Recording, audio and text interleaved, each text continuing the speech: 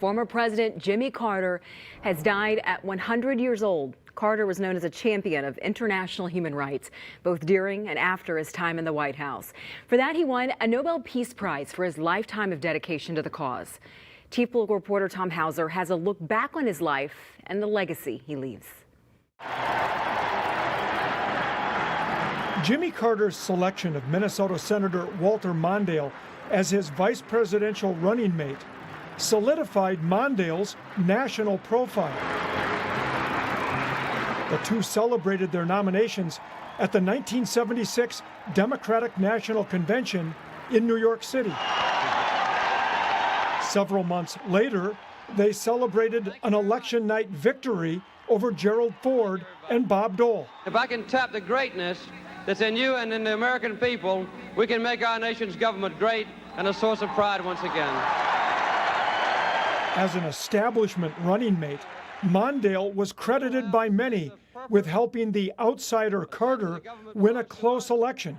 On election night, Carter delivered a victory speech in his hometown of Plains, Georgia. The victory was protected.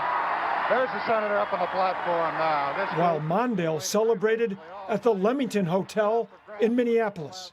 I've never been more honored than to be the vice president with one of the greatest men in American history, Jimmy Carter. President Carter is going to be one of the great presidents in American history.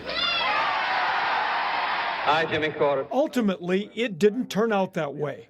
The Carter-Mondale administration was plagued by high interest rates, an energy crisis, and the Iranian hostage crisis. Carter lost a re-election bid against Republican Ronald Reagan, who won all but 6 states in the 1980 election.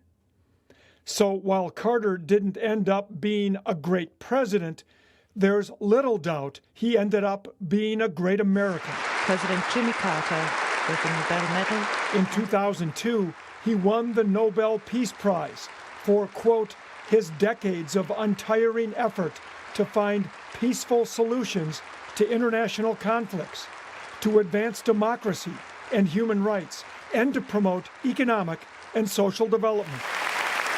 2 years later, he was at the University of St. Thomas as part of a Nobel Peace Prize festival.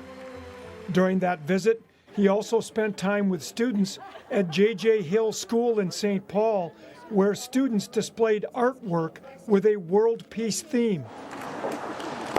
But perhaps Carter's greatest legacy will be his long association with Habitat for Humanity.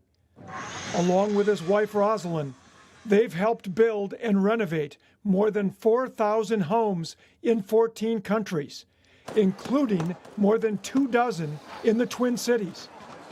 In 2010, while helping renovate a home in the Hawthorne neighborhood of North Minneapolis, Carter shared why this is part of his vision for America. This is a very good opportunity for all of us to join in together to make America a great place, an even greater place, and also to refurbish, I'd say, not only the neighborhoods themselves, but the spirit that will permeate this community.